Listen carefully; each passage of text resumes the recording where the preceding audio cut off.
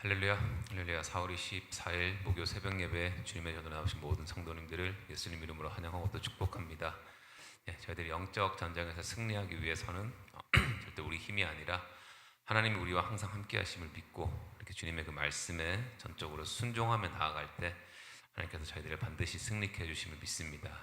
아멘. 이 시간 전쟁은 우리가 아니라 주님께 속한 것임을 함께 믿음으로 찬송하며 나아갑시다.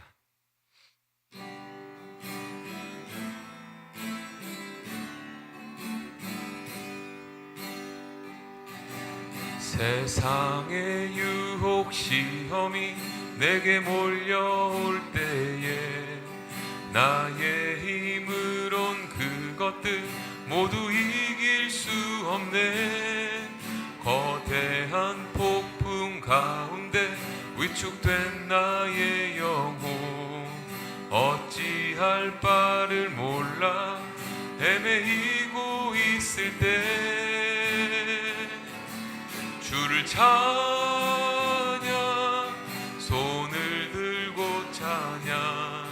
전쟁은 나에게 속한 것 아니니 주를 찬양, 손을 들고 찬양. 전쟁은 하나님께 속한 것이니 거짓과 속임수로 가득 찬 세상에서 어디로 갈지 몰라 머뭇거리고 있네. 공중의 권세 잡은 자 지금도 우리들을 실패와 절망으로 넘어뜨리려 하네. 주를 찬양, 손을 들고 찬양. 전쟁은 나에게 속한 것 아니니 주를 찬양, 손을 들고 찬양. 전쟁은 하나님께 속한 것이니 주위를 둘러보면 아무도 없는 듯 믿음의 눈을 들면 보이는 분 계시네. 지금도 내 안에서 역사하고 계시는 사망과 어둠의 권세 물리치신 예수님. 주를 찬양, 손을 들고 찬양. 전쟁은 나에게 속한 것 아니니 주를 찬양, 손을 들고 찬양. 전쟁은 하나님께 속한 것이니 주를 찬양, 주를 찬양, 손을 들고 찬양. 전쟁은 나에게 속한 것 아니니 주를 찬양, 손을 들고 찬양. 전쟁은 하나님께 속한 것이니 전쟁은 하나님께 속한 것이니.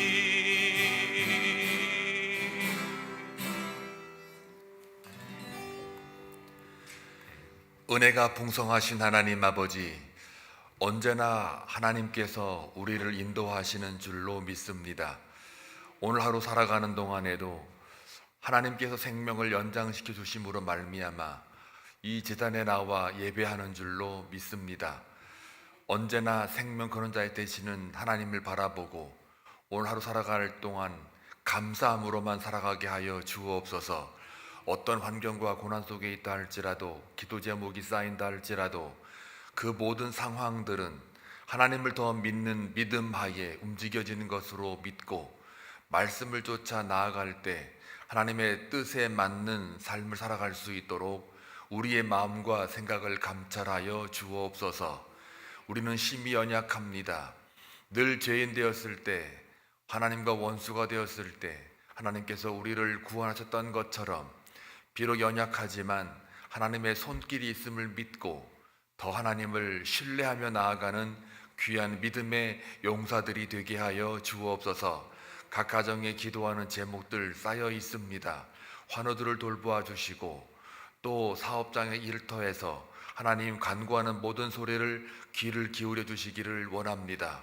그리하여 사람의 뜻이 이루어지는 게 아니라 하나님의 뜻이 사람의 모든 일들 가운데 하나님의 도구로 쓰임 받기를 원하오니 하나님께서 때와 방법으로 성취시켜 주옵소서. 거룩한 산 제소로 드리는 모든 예배의 삶이 하나님을 기쁘시게 할 수 있도록 역사하시고 믿음 없는 것을 늘 회개하는 마음으로 나아가는 귀한 은혜가 있게 하여 주옵소서. 오늘 이 시간에도 주의 말씀을 가지고 묵상하며 하루를 살아내려고 합니다. 주의 말씀이 내 발에 등이요 비침을 확인하는 귀한 하루가 되게 하옵소서. 예수님의 이름으로 기도하옵나이다. 아멘. 하나님 말씀 보시겠습니다. 민수기 14장 39절에서 45절입니다. 함께 교독할 때에 하나님의 음성을 들을 수 있기를 바랍니다. 모세가 이 말로 이스라엘 모든 자손에게 알림해 백성이 크게 슬퍼하여 아침에 일찍이 일어나 산 꼭대기로 올라가며 이르되 보소서 우리가 여기 있나이다. 우리가 여호와께서 허락하신 곳으로 올라가리니 우리가 범죄하였음이니이다. 모세가 이르되 너희가 어찌하여 이제 여호와의 명령을 범하느냐. 이 일이 형통하지 못하리라. 여호와께서 너희 중에 계시지 아니하니 올라가지 말라. 너희의 대적 앞에서 패할까 하노라. 아말렉인과 가나안인이 너희 앞에 있으니 너희가 그 칼에 망하리라. 너희가 여호와를 배반하였으니 여호와께서 너희와 함께하지 아니하시리라 하나. 그들이 그래도 산 꼭대기로 올라갔고 여호와의 언약궤와 모세는 진영을 떠나지 아니하였더라. 아말렉인과 산간지대에 거주하는 가나안인이 내려와 그들을 무찌르고 호르마까지 이르렀더라. 아멘. 믿음이 없는 것, 이게 영적 생활의 치명타입니다. 믿음이 없다라는 것은 하나님을 신뢰하지 않고 하나님의 뜻과 말씀을 따르지 않는 것을 믿음이 없다라고 우리가 늘 부르고 있습니다. 때로는 믿음과 무모함이 구별이 안 될 때가 있지요. 분명히 하나님의 뜻이 있는데 하나님의 명령이 분명히 전달되어졌음에도 불구하고 그 뜻과 명령을 거스리고 자기의 뜻으로 행동할 때 우리는 그걸 무모함이라고 합니다. 물고기가 날이 덥다고 물고기가 맨날 그 물속에만 있다가 나도 새처럼 창공에 날르고 싶다라고 밖으로 튀어가면 그게 자기 뜻에 연관되고 하늘의 뜻을 거스리기 때문에 나가자마자 바로 죽는 거죠. 새가 날씨 덥다고 나도 시원한 물가에 들어가고 싶다 그래서 그 밑으로 떨어져서 들어가 버리면 죽는 거죠. 그거는 믿음이 아니고 무모함이죠. 믿음과 무모함을 우리가 구별을 해야 되는데 오늘 이스라엘 백성들의 모습을 보니 그런 무모함이 있습니다. 일단 정탐꾼 12명을 보내서 나머지 10명이 악평을 하고 2명이 호평을 한 거죠. 단순한 호평이 아니라 믿음으로 고한 것인데 많은 이스라엘 백성들 심지어 모세조차도 가나안 땅의 보고를 들으면서 정탐꾼 보내는 것 자체가 일리가 있다라고 생각을 하지만 결국은 돌아온 거는 이스라엘 백성들의 믿음 없음에 대한 확인이 드러난 거죠. 그래서 14장 바로 이틀 전에 본문 말씀에 의하면 22절 같은 경우 10번이나 하나님께서 니들이 나를 시험했다 라고 하나님이 분노하셨죠. 근데 10번이라고 하는 말은 여러분들 횟수로 10번 시험한 게 아니고 그 10번이란 말은 완전수니까 언제나 늘 항상 이스라엘 백성들이 원망과 불평을 했다는 거예요. 그러니까 밖으로 이렇게 드러난 원망, 불평 이게 나오기까지는 평상시에 그 마음이 항상 하나님에 대하여 그 시선이 부글부글 끓고 있었던 거죠. 그러다가 밖으로 나온 것 뿐이니까 항상 하나님이 이스라엘 백성들을 볼 때 너희들은 나를 늘 언제나 원망과 불평을 하고 있었다. 다시 말하면 믿음 없는 자의 특징이 뭐라고 그랬습니까? 불평과 원망을 한다. 약속의 말씀을 믿지 않는 자들이 원망하고 불평한다. 이스라엘의 그 바란 광야에서 행동하는 것들이 다 그렇습니다. 그래서 결국은 돌아와 가지고 믿음 없는 소리를 많은 인원들이 하는 거죠. 10대 2예요. 저는 이걸 참 중요하게 보는데 어느 공동체가 있으면 10명은 안 믿고 2명이 믿어요. 그래서 10명이 대다수니까 리더들은 그 10명의 말에 이렇게 쫓아가기가 쉽지요. 근데 본질과 현상은 분명히 구별이 돼야 되는 거고 믿음과 행위도 사실은 여기서 아주 분별을 해야 되는 것인데 우리는 쉽게 2명의 말을 믿기보다는 10명의 말을 믿기가 쉽죠. 이게 영적 분별력이라는 거예요. 그러니까 2명이 만약에 성경 말씀에 비추어서 뜻을 이루어가는 말을 하고 믿음의 말을 한다면 이게 다수결의 원칙이 민주주의지만 그러나 다 맞는 건 아니거든요. 다수결이라는 단점이 하나 있는데 그게 진리를 보지 못하면 그거는 오합지졸이에요. 아무리 많이 믿는 사람이 있어도 진리를 깨닫지 못하고 가면 결국은 사람들은 귀가 얇으니까 10명의 말을 듣기가 쉽죠. 그러나 영적 분별력이 서 있는 사람들은 그 2명 여호수아와 갈렙의 보고를 하나님의 뜻에 맞춰서 듣기만 하면 그 백성은 사는 거예요. 그러니까 이 한 공동체가 살아갈 때 대다수의 옳음으로 가는 게 아니고 소수의 옳음으로 대다수의 잘못됨을 끌고 간단 말이에요. 그러니까 소수의 믿음의 사람이 있어야 하나님의 사람이 있어야 그 공동체가 살아요. 그 결과로 나중에는 이제 이 대다수가 뭐 합니까? 오늘 이제 하나님이 그 정탐꾼의 말을 듣고서 이들이 뭐라고 그랬어요? 차라리 광야에 죽는 게 낫다. 그리고 한 지관을 세워가지고 다시 우리는 돌아가자. 이런 식으로 이제 하나님의 약속을 잊어버리고 자기의 뜻대로 판단대로 움직인단 말이죠. 그러니까 하나님이 내가 언제까지 너희들 참아야겠느냐 하시면서 이제 그럼 니들이 그렇게 죽고 싶어 하는데 광야에서 차라리 죽는 게 낫다고 했으니까 그럼 죽어봐 하고 막상 죽어봐 그랬더니 이제 무서워가지고 오늘 39절 말씀 뭐라고 그래요? 모세가 이 말로 이스라엘 모든 자손에게 알림해 백성이 크게 슬퍼하여 결국은 바로 요 전에 이 말로라는 게 뭡니까? 악평했던 사람들이 다 재앙에 의해서 죽임을 당해요. 그게 37절에 나오는 말이고 38절은 무슨 말이 나오냐면 여호수아와 갈렙만이 생존하였더라 이렇게 되어 있어요. 그리고 39절에 이어지는 말이 이거예요. 이제 니들 곧 이렇게 해서 죽는다 이 말이죠. 광야에 다 죽어봐. 그랬더니 크게 슬퍼해요. 그리고 40절에 와가지고 아침에 일어나 일찍이 일어나 산 꼭대기로 올라가면 왜 올라갈까요? 전쟁 치른다고. 예, 그래요. 하나님 약속이 있으니 그러면 가서 우리가 싸울게요. 차지할게요.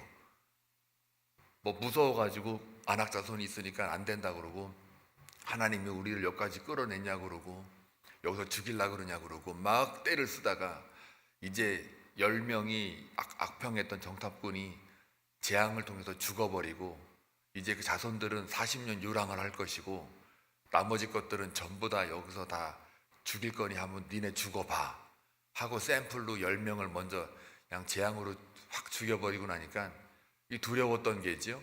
그러니까 그때서야 이 백성들이 막 산 꼭대기에 올라가고 우리가 여기 있나이다. 주여 보소서 우리가 여기 있나이다. 우리가 여호와께 허락하신 곳으로 올라가리니 우리가 범죄하였음이니이다.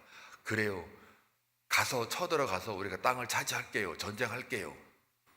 그리고 우리가 범죄했습니다 라고 하는 거예요. 저게 회개가 아니죠. 회개가 아니라고 저거는. 그러니까 두려움에 휩싸여서 그럼 우리가 올라가 싸울게요 라는 말이에요. 두려워서. 그러니까 하나님의 뜻이 이미 지금 선포가 됐는데 진짜 회개면 어떻게 되냐면요. 그래 니들 죽어봐 그러면은 예 저희가 잘못했습니다. 저희는 마땅히 광야에서 죽어야만 합니다. 우리 자녀들은 유랑한다고 그랬는데 우리 자녀들을 하나님 그래도 생명을 연장 주시니 감사합니다 하고서 그렇게 하나님의 명령에 순종하여 그래 우리는 범죄했으니 죽어 마땅한 자예요 라고 그렇게 순응하며 가야 그게 순종인 거예요. 근데 여기 행동들은 하나님 명령 어기고 뜻 안 따르고 그래서 다른들의 옆에 죽어가 나가는 거 보니까 아이고 무서워 그러고 그래 우리가 올라가 싸우자 하고 객기 부리고 무모함을 발휘한단 말이에요.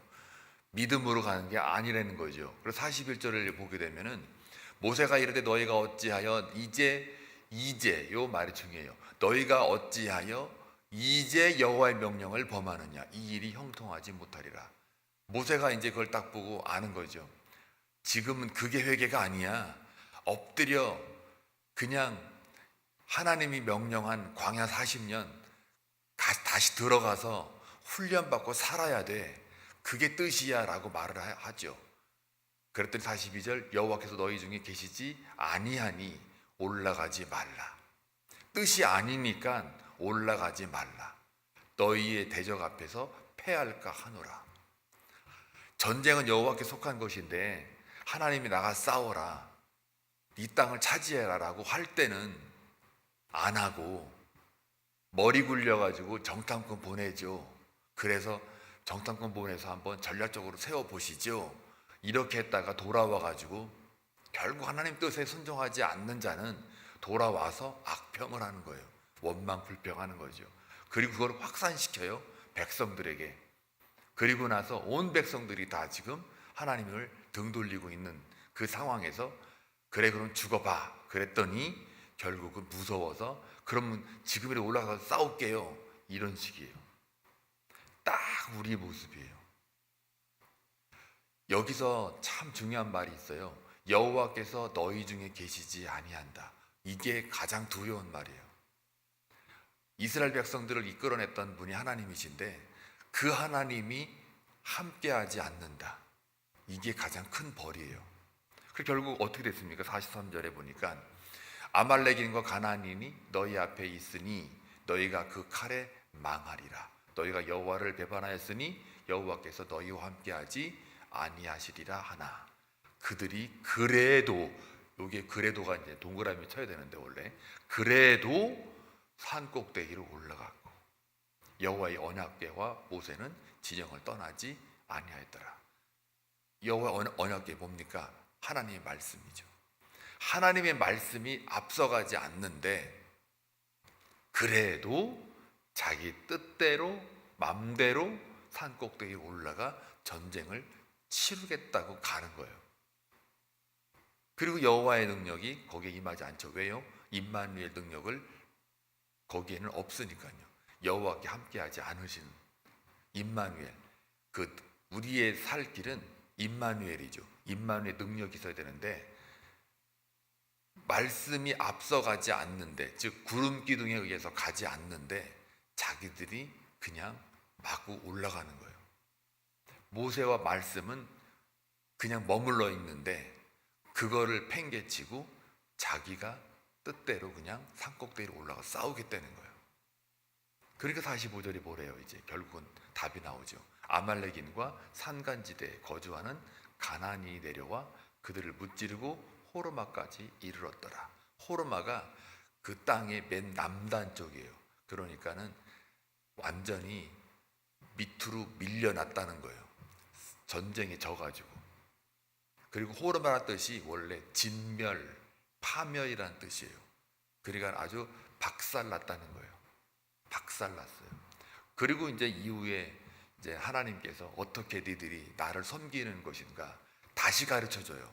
그래서 내일부터는 제사에 대한 얘기가 나오고 다시 이제 그 다음에 이제 앞으로 이제 가나안 땅 정복할 때 그 여러 가지 얘기가 또 그 다음에 나와요. 하나님이 다시 40년 동안 니들이 나의 뜻을 어떻게 순종하는가를 제사를 통해서 다시 가르쳐 주신단 말이죠. 여러분 어떻습니까? 승리의 비결은 뭐예요? 그래서 여호와가 우리와 함께하는 것. 그것은 뭐예요? 하나님의 뜻에 순종할 때만, 믿음으로 나아가 순종할 때만 여호와가 나와 함께 하시는 거예요. 임마누엘은 바로 말씀에 의지하여 순종할 때 임마누엘이라고 하는 거예요. 마리아가 그 말씀에 의지하여 그 천사의 말을 그대로 듣고 순종하잖아요. 다 하고 말씀에 의지하여 라는 말이 나와요. 그게 임마누엘의 능력을 불러일으키는 거예요. 베드로도 마찬가지죠. 말씀에 의지하여 그물을 내려요. 이게 다 임마누엘이에요.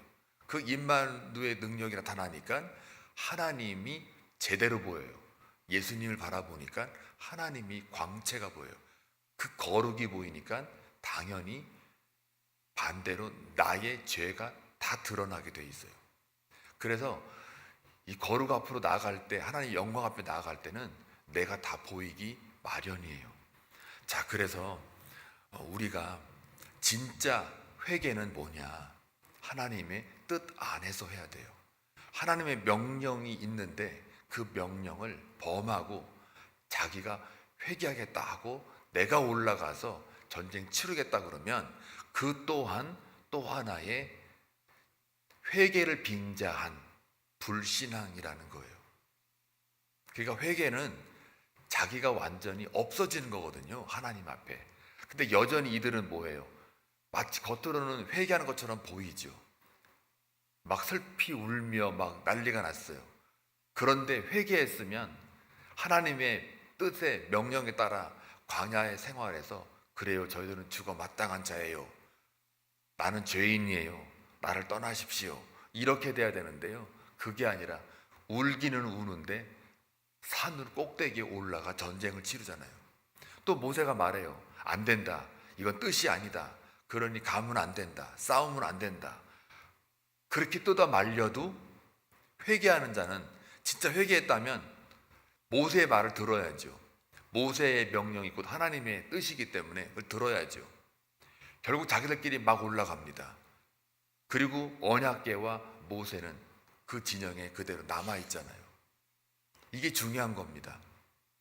언제나 말씀이 앞장섰을 때, 하나님의 뜻이 앞장섰을 때 비로소 우리의 믿음도 회개도 순종도 온전한 거라는 거죠. 성경 말씀에서 이 본질을 말하고 있는데 이거를 놓치면 우리 하는 모든 행동들은 다 자기 의쌓기나 자기 잘남을 증명하는 것이거나 또 오히려 그것을 통해서 마치 겉보기에는 회개 같고 겉보기에는 순종 같으나 그것 또한 하나님 앞에 범죄한 행위로 그냥 치닫는 거예요. 결국은 45절 말씀처럼 패배하는 거예요. 파멸되는 거예요. 그리고 다시 하나님이 내일 본문처럼 다시 하나님께서 훈련을 시켜요. 어떻게 너희들이 나를 따를 것이냐, 예배할 거냐 하고 다시 예배를 가르쳐요. 내일 본문이 제사 어떻게 드릴 거냐 하나하나를 다시 설명해줘요. 그러니까 우리 인생 광야 속에 하나님이 우리에게 가르쳐주고 싶은 것은 단 하나예요. 사실은 어떻게 믿음을 가질 것이며 어떻게 그 믿음 안에 순종할 것이며 그리고 하나님의 뜻을 어떻게 이뤄갈 거냐에 대한 이걸 통틀어서 말하면 어떻게 하나님을 예배할 거냐를 가르쳐주는 거예요. 예배가 여기 앉아가지고 뭐 예배하고 사냐고 이거 가르치는 게 아니라요. 예배라고 하는 거는 어떤 예식적인 거는 그냥 하나의 제사 형식으로 보여주지만 그러나 예배의 본질로 들어가면 내 삶을 하나님 앞에 드리는 거거든요. 그게 예배거든요. 예수님이 하나님 앞에 세상 죄를 지고 가는 어린 양으로서의 제물을 드려졌잖아요. 그게 최고의 제사라고 그러잖아요. 그게 바로 참된 예배라는 거예요. 그게 그러니까 예배자로 딱 섰을 때는 내가 제물이 되는 거예요. 이거를 사도 바울식으로 표현하면 믿음의 제물된 자로 우리가 나아가야 된다라고 바울이 주장하는 건 우리 삶이 전체가 다 내 생애가 하나님께 드려진 제물로서의 삶이에요. 그러니까 이 제물은 뭐예요? 거룩으로 가야죠. 그리고 희생과 헌신으로 가는데 그거는 이차적인 문제예요. 일단 거룩으로 가면 그 거룩이 되려면 따라붙는 게 희생과 헌신이거든요. 왜요? 왜 그럴까요? 내가 없거든요. 거기서는 그 자리에서는 내가 없어요. 마치 이삭이 제물로 꼭꼭 묶여가지고 이렇게 누워 있잖아요. 그럼 얘가 거기서 막 반항을 해요. 그럼 걔는 제물이 안 돼요. 제물이 거기서 막 움직이고 나 죽이면 아빠 내가 귀신 돼갖고 내가 너 죽일 거야 이런 식으로 만약에 제물이 그렇게 말을 하고 다니잖아요. 그건 제물이 아닌 거예요. 이삭의 그 모형은 예수님을 가리키잖아요. 그러니까 그 이삭이 제물이 어디 있어요?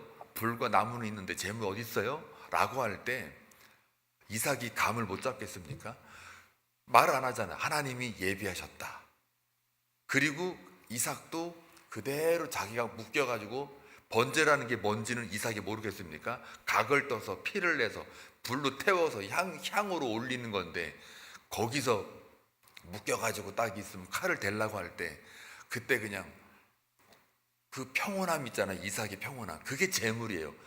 그게 진짜 예배라는 거죠. 그러니까 저와 여러분의 인생이 참된 예배자로 쓴다는 거는 물론 형식적으로는 유형적으로는 매일 예배 나오고 매일 기도하고 매일 금식하고 뭐 철야하고 다 좋죠. 다 좋은데 그거는 이 본질이 선 다음에 하는 거거든요. 이게 그게 서여져 있으면 그 다음 거 따라 붙는 거지.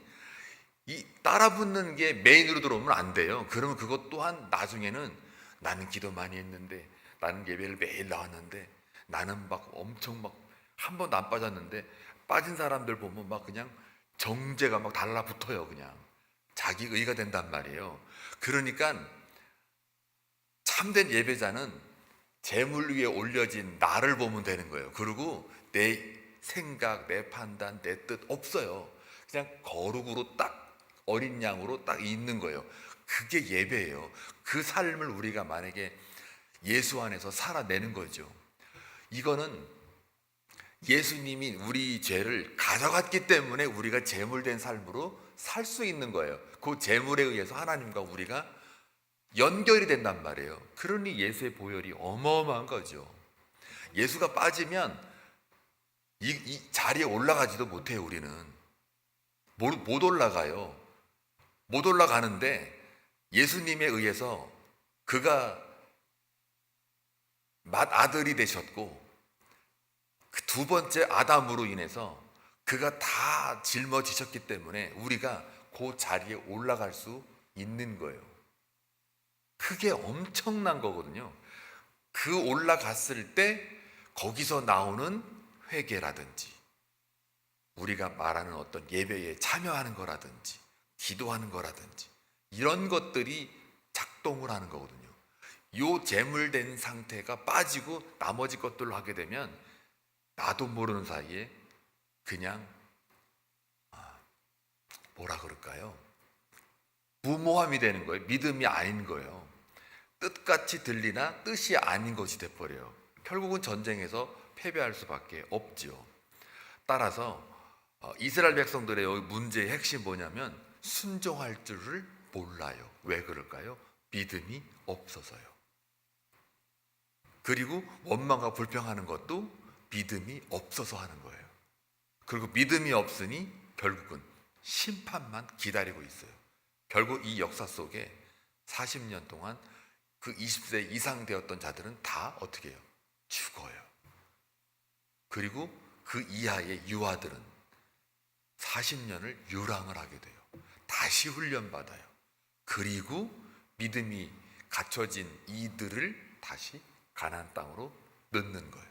결국 뭡니까 이게? 온전한 믿음을 갖고 있지 않고는 하나님 나라로 못 들어가는 거예요. 상징적 표현이에요. 우리가 예수님처럼 제물이 되고 이삭처럼 번제로 드려진 거룩의 제물이 되지 않으면 그건 예배가 안 되고 진정한 회개도 없고 진정한 믿음도 있을 수 없다예요. 그걸 전제하에 우리가 삶을 살아갈 때 그것이 하나님 앞에 연결이 되는 거예요. 뜻이. 요게 빠지면요, 그러니까 하나님과 나와의 이 제물되어진 요게 빠지면 나머지 것들은 다 그냥 우리가 하는 형식에 불과해요. 예배의 유형은 있으나 진정한 예배는 아니 되는 거예요. 그런 예배자로 우리가 나아가면 역사하는 힘이 커요. 이게 이제 한 단계 높은 수준이 아니고 원래 그게 본질인데 너무 이거가 안 들리니까 유형에만 우리가 쫓아가다 보니 그걸 가지고 또 하나의 정죄를 하게 된단 말이죠. 이거는 안 돼 있는데 요것만 되니까. 그래서 오늘 이 이스라엘 백성들의 약속을 통해서 우리의 믿음도 순종도 회개도 다 아버지의 뜻 안에서 움직여야 된다. 구름 기둥이 움직이지 않을 때는 멈춰야 되는데 언약궤도 그 진영에 남아 있음에도 불구하고 자기들 멋대로 산으로 올라가서 전쟁을 치르고 싸우면 그건 패배예요. 예배가 없어요. 사랑하는 교회 여러분, 오늘 살아가는 동안 고집 부리지 말고 맹신하지 말고 무모함으로 하지 말고 하나님께서 살아있는 이 성경 말씀을 주셨어요. 이게 뜻이에요. 이 뜻대로 내 행동으로 가면 그게 하나님의 말씀을 앞세워 사는 삶이 되는 거예요. 이거 줬잖아요. 이때는 이것도 없어요. 이때는 모세를 통해서만 말씀이 전달됐기 때문에 직접적으로 와닿을 수 있으나 이제는 이걸 줬어요. 이 말씀을 줬기 때문에 이대로 살면 돼요. 이게 매뉴얼이에요. 매뉴얼대로 가구 같은 거 조립 안 하면 어딘가 모르게 삐딱삐딱거리거든요. 뭐가 잘못됐지? 불량품인가? 아니요. 잘못 조립했어요. 매뉴얼대로 안 해서. 요게 매뉴얼이에요. 이게 진짜 예배자로 서게 하는 매뉴얼이 여기에 있어요. 이걸 가지고 살면 되는 건데 이대로 안 해요. 매뉴얼대로 안 하니까 어떻게 해요? 회개조차도 여기처럼 본문처럼 가식이 돼버려요. 그 하나님은 알죠. 말씀이 앞서지 않아요. 말려도 나가요. 이런 회개는 말려도 너 나가면 폐잔병 돼. 진다. 진멸된다. 그래도 싸우러 나가요. 겉보기에는 야 용감하다 그러죠. 그건 용감한 게 아니라 뭐라고요? 무모함이라고요. 용감하다고 하지 않아요. 오늘 여러분들 믿음으로 하나님의 뜻 가운데 살아내시길 주의 이름으로 축원합니다. 말씀이 앞서지 않는 한 절대로 여러분이 먼저 앞서는 건 그거는 폐잔병이요라고 말하는 거 똑같습니다. 그걸 놓치지 않기를 바랍니다. 기도합니다. 고맙고 자비로우신 아버지 하나님, 이스라엘 백성들이 하나님의 뜻을 거스리고 하나님의 명령을 거스릴 때 그것은 겉보기에는 회개 같고 믿음 행동 같으나 결국은 말씀이 앞서지 않는 한 우리의 모든 행동들은 예배도 아니고 기도도 아니고 전도도 아닙니다. 우리의 삶 속에 하나님 말씀이 먼저 움직이지 않을 때 우리는 멈추고 말씀이 움직일 때 우리는 따라가기를 원합니다. 그래서 주어진 기록된 하나님의 성경이 있으니 그 성경대로 우리가 살아갈 수 있도록 우리의 마음을 책임져 주시고 오늘 하루 살아가는 동안에도 이 말씀 붙들고 나아가는 주의 백성들 다 되게 하여 주옵소서. 예수님의 이름으로 기도합니다. 아멘.